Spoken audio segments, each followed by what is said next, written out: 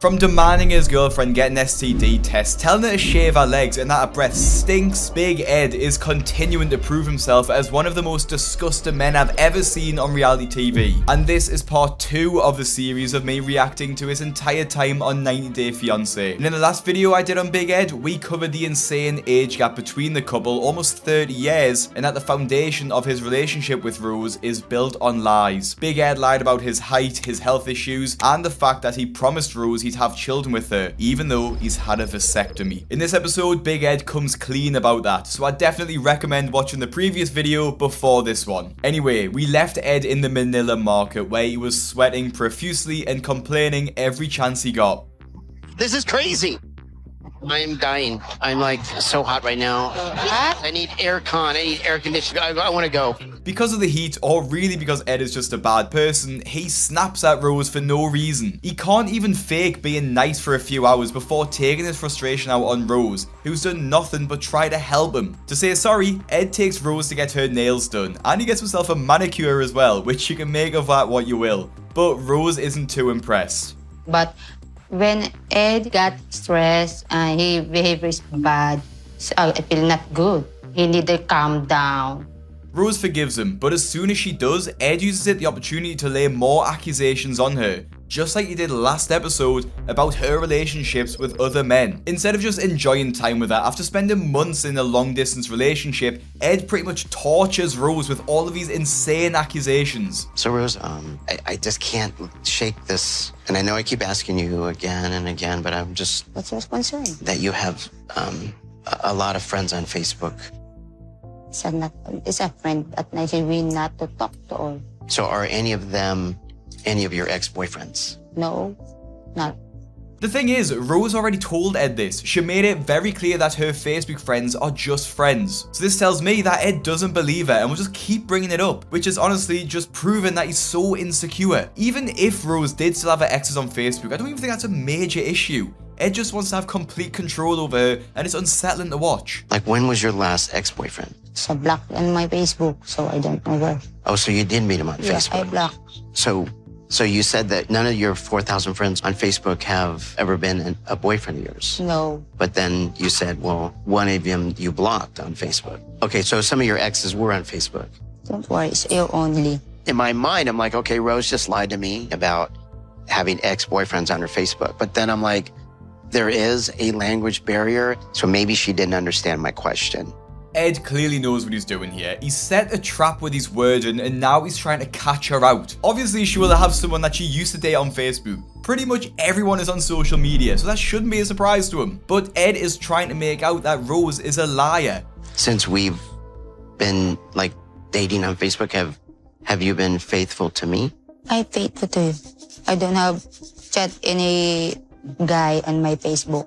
It's only you. So I say to you, trust me. Ed desperately wants to know Rose's past. We can make sure he approves and then proposes to her. Because she won't tell him, he makes out that it's her fault that he can't propose yet. Here's an idea, Ed. Maybe wait until she's more comfortable with you and wait a few years before proposing. But Rose is obviously getting sick of Ed and his incessant questions and has had a hard time keeping her facade up with him. Are you gonna eat with these? I know. Hey, I'm gonna stick these in my nose. So funny. Especially when Ed comes out with a small favor from Rose, which he asks her in a public restaurant. So there's a test that you can take. Yeah, you test me? No, yeah, it's a test for I don't know if you understand it. It's STD, which is I think it's a blood test, and they just test to see if you have like sexually transmitted disease. So I was asking if you're willing to take that test. I'll never ask you another question about your past. To ask her in public is already shameful, but the way he talks down to her is disgusting. Rose only struggles to understand English when it suits him, and he uses it as a way to make her look stupid. Now look, it isn't an awful idea to have an STD test when you meet a new partner, but you should at least offer to do one yourself as well. Why should she trust Ed when he clearly doesn't trust her? I'm disappointed. I finally understand what he said about STD test. I feel hurt. I feel my heart cracked. You want to test me. I feel you not trust me. Okay? I feel offended. I don't mean to offend you, But every time I asked you about your Facebook friends, every time I asked you about past relationships, you don't want to talk about it. So I'm not comfortable. You're not comfortable I'm not with comfortable. me? No, I'm not. Rose is understandably upset, so she suggests that Ed should also do one, which is absolutely fair, but Ed isn't impressed by this. Also, you too. You have a test. You want me to Both of- take a test? Yeah, both of us. I would feel comfortable in the States. I'll take a test, but I'm not going to do it here. I would feel more Because comfortable. if I'm first, I take is unfair. I can guarantee as well that when Ed goes back to America, he won't be getting a test. There's no reasonable excuse for him not to be doing one in the Philippines. He's just stalling. But despite all of this, he explodes on Rose, leaving her alone crying in the restaurant. I can't trust you at this point. Because you're the one that's not being honest with me. Before we talk about me taking any test, if you're not going to talk about your past, then I'm not comfortable moving forward with this relationship. So why don't you think about it? I need some mirror, okay?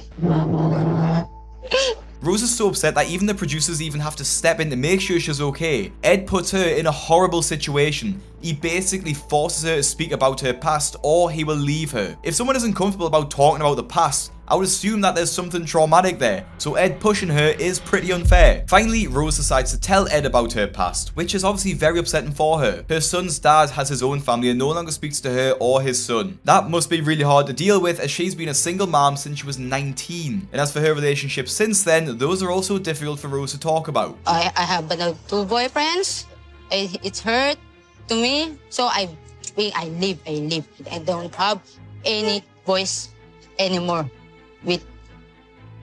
That's all. This is all I wanted, was what you just said. That's right there. That's all I wanted. Hindi ka nakakaintindi.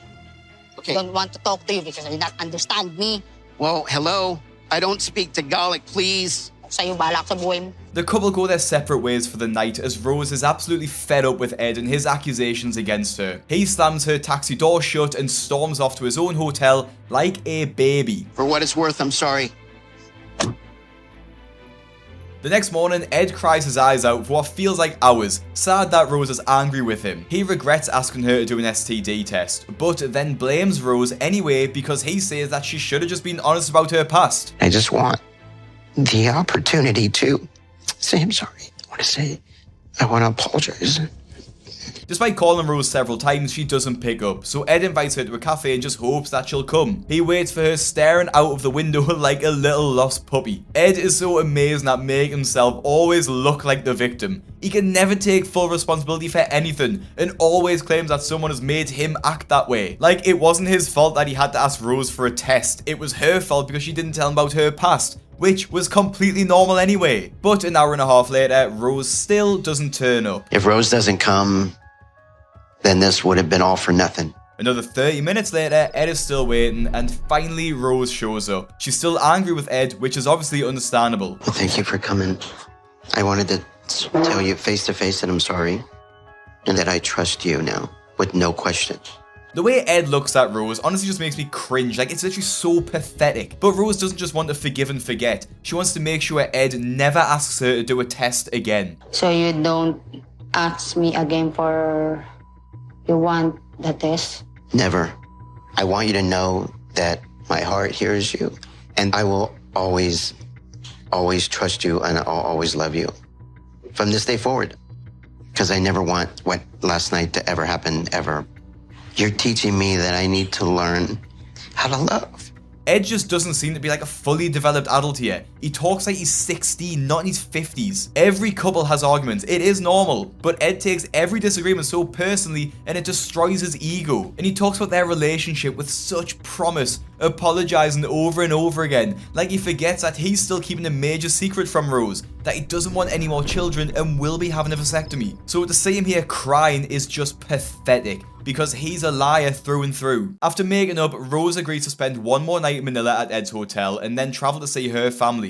Ed tries to be romantic to Rose, but it ends up coming off as very condescending instead. I just wanted to treat you like the queen you are. So will you stand for 1 second? Okay. Would you please go take a nice warm bath, put the robe on and the slippers? Oh, can you do that? Okay, all right, come on. Wait. Wait. So I have pajamas. Nice. Okay, perfect. Okay, right this way. This is how you would try and encourage a toddler to have a bath, not your girlfriend, and it's very weird. He's helping her as if she can't look after herself. Instead of just saying, should I run you a bath? He makes a whole song and dance about it. And I honestly think he's just trying to make himself feel like a good partner here than actually being nice to Rose. And the way he celebrates after just knocks me a bit ill. Like, what the hell was that? Honestly, everything this man does is just utter cringe. The reason he's doing all this, remember, is because he and Rose haven't even kissed yet. And he is hoping he'll get lucky. To make sure he gets what he wants, he offers to give Rose a massage and orders the finest champagne, which will probably cost him a few $100s. Ed acts so immature for his age. He's going on like he's 13, kissing a girl for the first time, not a 50-year-old man. I don't quite have her temperature yet when it comes to romance. Perfect, right here. Okay. But I want to show Rose how romantic I can be. Okay. Nice. Okay. Yes, perfect. Thank you so much. Okay. The way he speaks to the hotel staff is also cringe, shushing him at the door like that. What difference would it make whether Rose heard him or not? He just likes to control everyone around him and make him feel bigger than he is. And the way he commands Rose is so embarrassing to watch. It's literally the same way I speak to Bruno when I'm giving him a treat. Wow. Yes. So can you sit down right here? Right there? Yeah, just on your butt. Okay, perfect. Okay, you ready? Okay, so this is for you. Wow, thank you. And can I give a toast Sure. to my queen? Oh, And you're your queen? you're my queen. What? And who am I? You are your queen? No, I hope I'm not your queen.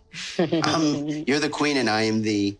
King, you are my king. Okay, I love you. Cheers. Rose looks so uncomfortable I can barely watch. It would be so much more romantic if he wasn't so serious about everything. Like, just give her a glass and say cheers or something. I don't understand how he thinks this massive performance will impress Rose. He does all this in the hope that Rose will finally kiss him, but it's clear as day that she doesn't want to. So, how do you say kiss in Tagalog? Halik. Halik. Yeah. Okay. May I halik you? Yes, please. The other one. Okay. The middle. Yeah. Yes. Okay. Okay, one kiss. Can you lean in? Okay. What about on the lips? Mm-hmm. Sure. Oh my God, that was nice. That was our first kiss.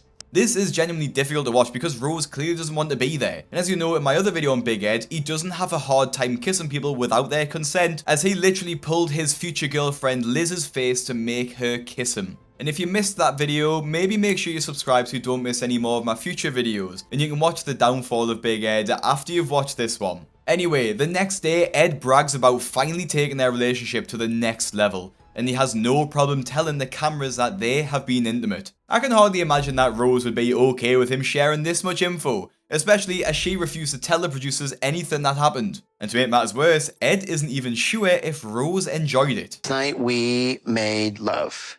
It was awesome. Let's put it this way. I'm not only on cloud 9, but I can't wait to do it again.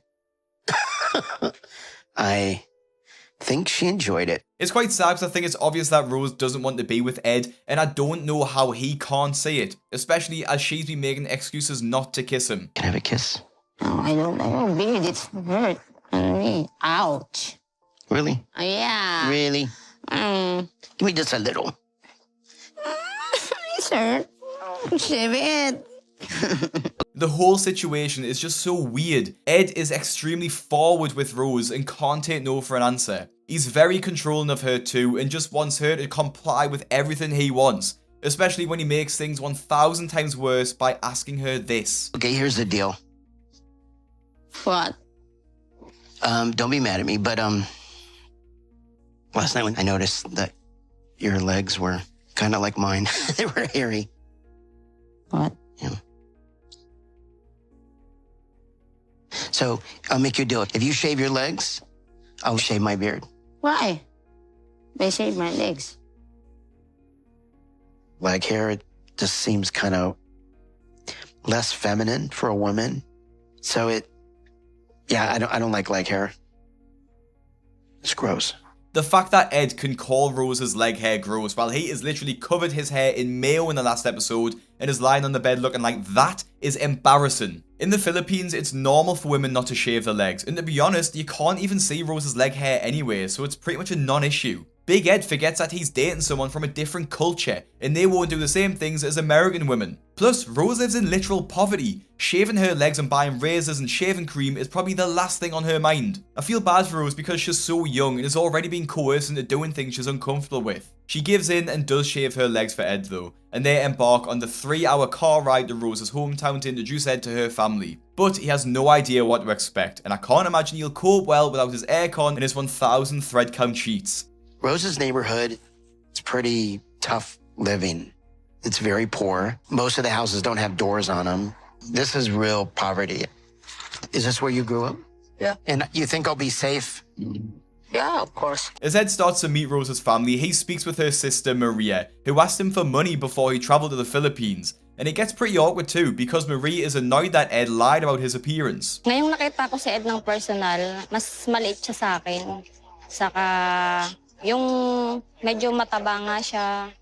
The rest of Rose's family have all come to meet Ed too, making food for the special occasion. But the only thing Ed can pay attention to is the condition of her home, or rather, her bedroom. What do you think of my home? What do you think? Well, What do you say? well, where are the windows? Big windows. That's not a window. Okay, that's okay.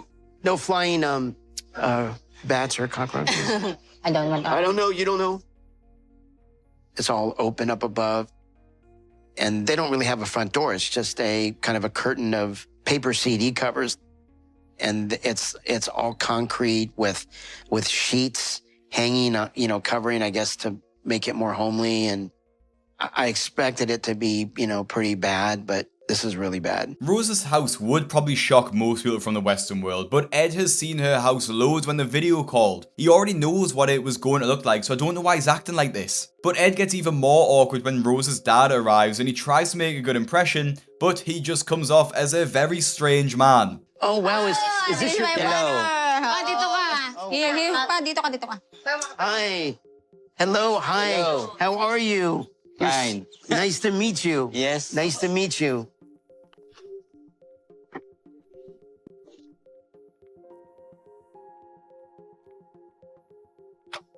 Ed is just staring at the poor man while he's sweating profusely, and it's obvious that her dad isn't too impressed with him. Ed has a habit of thinking of the worst possible thing to say and then just saying it out loud, just like this. Are you okay with me dating Rose because I'm 1 year older than you?